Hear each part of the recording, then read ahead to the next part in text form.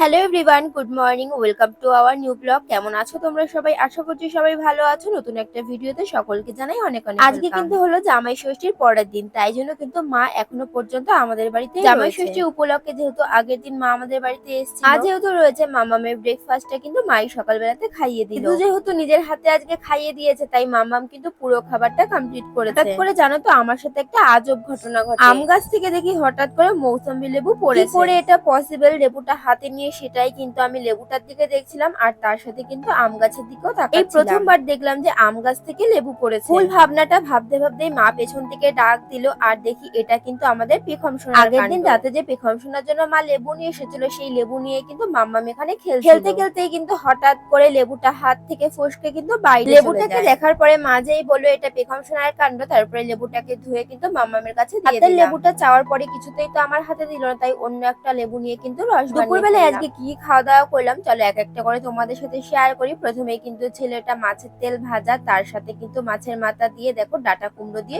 আলু দিয়ে রুই মাছের ঝোল। বেগম সোনা যেহেতু বিকেল বেলার দিকে গাড়ি নিয়ে ঘুরতে যায় আর আজকে কিন্তু ওর ঠাম্মি আর পিসি দুজনে মিলে কিন্তু ওকে ঘোরাতে নিয়ে গেছে। ওয়েদারটা যেহেতু একটু মেঘলা মেঘলা করেছিল তাই জন্য কিন্তু তাড়াতাড়ি করে ওকে নিয়ে বাড়ি চলে আসলো। ওয়েদারের কথা বলতে না বলতেই দেখো কেমন অঝোরে কিন্তু বৃষ্টি নেমে গেল। একটু আগেই কিন্তু উঠোনটা কত সুন্দর শুকনো ছিল আর এখন দেখো জলে কিন্তু পরিপূর্ণ। আমাদের হাতে তো কিছুই করার নেই, সবকিছুই কিন্তু প্রকৃতির ইচ্ছা। বিকেলের পর থেকে যেহেতু বৃষ্টি বৃষ্টি ওয়েদার, তাই জন্য জোম্যাটো থেকে কিন্তু অর্ডার করা হলো চাউমিন। হঠাৎ করেই কিন্তু বৃষ্টির মধ্যে পেখমের মামাই এসে হাজির আর ও এসে কিন্তু এই চাউমিন গুলোকে অর্ডার দিয়েছে। এই বৃষ্টি ভেজা ওয়েদারে কিন্তু সন্ধ্যাবেলায় এখন সবাই মিলে মজা করে চাউমিন বাইরের থেকে যখনই কোনো কিছু খাবার অর্ডার করা হয় বা কেনা হয় সব সময় কিন্তু আমারই দায়িত্ব থাকে যে সবাইকে সমানভাবে ভাগ করে আবার প্রথমে কিন্তু চাউমিনের প্লেটটা ধরিয়ে দিলাম পেখমের মামাইয়ের হাতে। চাউমিন দেখে তো পেখম সোনা দেখো ড্যাব ড্যাব করে দেখছিল। সবাই মিলে খাওয়া দাওয়া করার পরে কিন্তু রান্নাঘরে চলে আসলাম, কারণ পেখম সোনার জন্য রুটিটা বানিয়ে কিন্তু আমি দেখো এই পয়লা বৈশাখের মেলায় গিয়ে জানো তো কিছু বাদাম কিনেছি। কিছুটা বাদাম খেয়েছিলাম আর কিছুটা বাদাম কিন্তু কৌটোর মধ্যে রেখে দিয়েছিলাম। এতদিন ধরে যে কৌটোর মধ্যে বাদাম ছিল সেটা কিন্তু আমার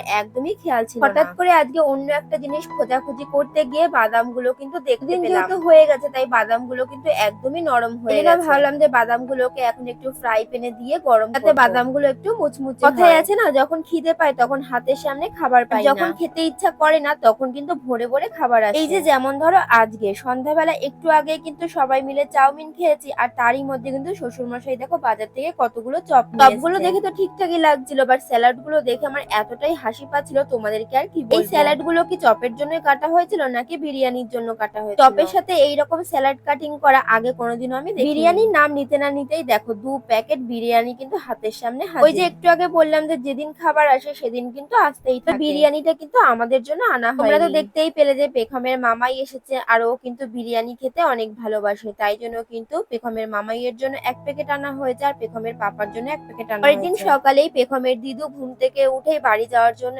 দিদু বাড়ি চলে যাবে বলে কিন্তু মামামের মনটা অনেকটাই খারাপ লাগছিল, তাই দেখো দিদুর গলা জড়িয়ে কিন্তু উল্টো দেখো আমাকেই টাটা দিচ্ছে, ও নাকি দিদুর সাথে যাবে। কোল থেকে যেহেতু নামতে চাইছিল না তাই রাস্তা পর্যন্ত কিন্তু মা ওকে কোলে করে নিয়ে আসলো। এদিকে কিন্তু মার ট্রেনের টাইমের সময় হয়ে গেছে তাই মাম্মামকে কিন্তু আমি কোলে নিয়ে নিলাম আর ওর দিদু বাড়ি চলে গেল।